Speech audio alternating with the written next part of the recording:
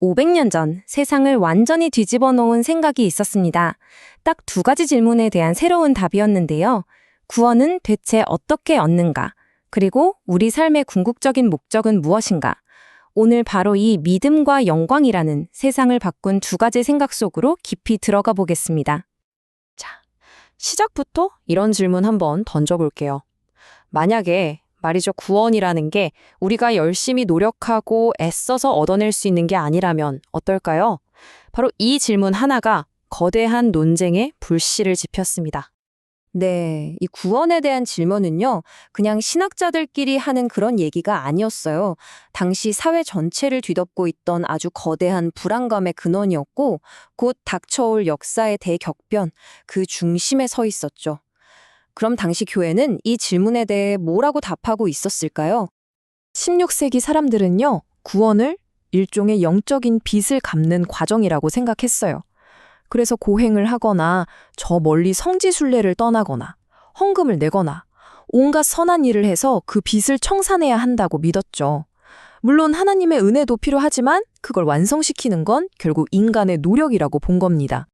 바로 그런 시대에 마르틴 루터라는 한 인물이 등장합니다. 그리고 그의 인생을 송두리째 바꿔놓은 한 발견이 종교개혁이라는 거대한 불꽃을 타오르게 만들죠. 바로 이 한 문장이었습니다. 의인은 믿음으로 말미암아 살리라. 이 말씀이 루터에게는 정말이지 번개처럼 내리꽂혔습니다.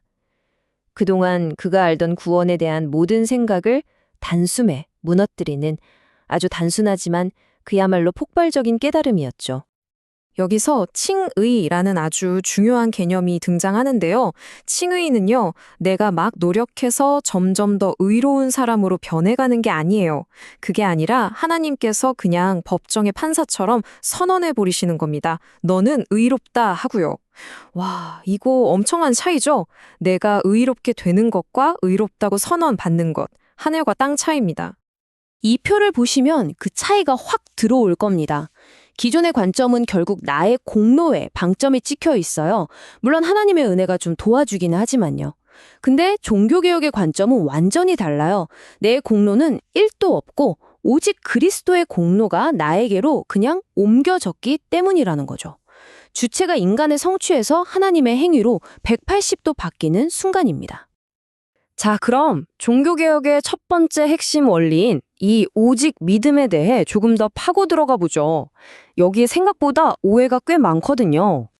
먼저 이거 하나는 확실히 해야 합니다. 종교개혁가들이 말한 믿음이라는 게 구원을 얻기 위해 내가 내놓은 또 하나의 공로나 업적이 아니라는 거예요. 제가 이만큼 믿었으니 자격 있죠? 이런 게 아니라는 거죠. 이 비유가 정말 기가 막힙니다. 존 칼뱅이 한 말인데요. 믿음은 단지 선물을 받는 빈손일 뿐이다. 생각해보세요. 우리가 누군가에게 선물을 받을 때 빈손을 내밀잖아요. 그 내미는 행위 자체가 선물을 받을 자격을 만들어주는 건 아니죠. 그냥 받는 그릇일 뿐입니다. 믿음이 바로 그렇다는 거예요. 뭔가를 쟁취하는 게 아니라 그저 받는 겁니다. 그래서 오직 믿음을 오해하면 안 되는 거예요. 믿음은 구원의 원인이 아니라 은혜를 받는 통로, 즉 수단에 불과합니다. 내가 이뤄내는 성취가 아니라 그저 받는 행위죠. 그렇다고 그럼 이제 아무것도 안 하고 놀아도 되겠네? 이런 핑계가 될 수도 없고요. 오히려 진짜 믿음이 있다면 새로운 삶이 시작되는 건 너무나 당연한 결과라고 봤습니다. 그렇다면 이 오직 믿음이라는 생각은 과연 우리를 어디로 데려가는 걸까요? 그 최종 목적지는 바로 두 번째 핵심 원리, 오직 하나님께 영광으로 자연스럽게 이어집니다. 종교개혁의 핵심을 보통 이 5가지 오직으로 요약하는데요. 한번 보세요. 오직 은혜로 구원이 주어지고 우리는 오직 믿음을 통해 그것을 받죠. 이 모든 것은 오직 그리스도 때문에 가능하고 이 사실은 오직 성경에 기록되어 있습니다. 자, 이 모든 화살표가 가리키는 단 하나의 관역. 그게 바로 뭘까요? 오직 하나님께 영광인 겁니다. 이걸 아주 멋진 비유로 설명하기도 해요. 오직 하나님께 영광은 마치 구슬 목걸이에 다른 모든 구슬들을 하나로 꿰는 실과 같다는 거죠. 이 실이 없으면 나머지 구슬들은 그냥 흩어져 버리잖아요. 다른 모든 오직들에게 의미를 부여하고 하나로 묶어주는 최종 원리라는 뜻입니다.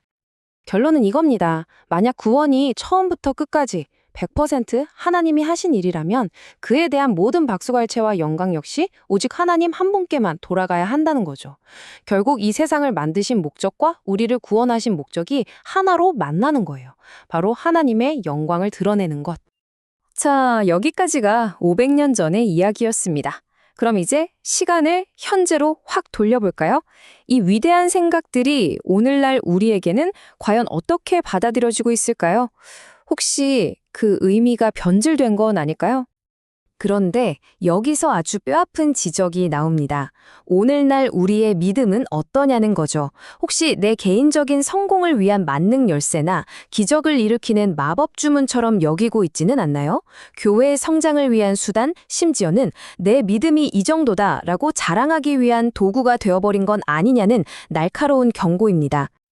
이 말은 정말 전곡을 찌릅니다. 종교개혁은 인간의 자랑을 뿌리 뽑기 위해서 시작됐는데 지금 우리는 거꾸로 나의 믿음이 얼마나 대단한지를 자랑하고 있다는 거예요. 이건 종교개혁 정신을 완전히 거스르는 아이러니한 상황인 거죠. 그래서 마지막으로 이 근본적인 질문 앞에 서게 됩니다. 우리는 과연 하나님을 예배하고 있는 걸까요? 아니면 믿음이라는 그럴듯한 이름으로 포장된 우리 자신, 우리 안의 욕망을 숭배하고 있는 걸까요? 우리의 믿음이 진정 어디를 향하고 있는지 깊이 돌아보게 만드는 질문입니다.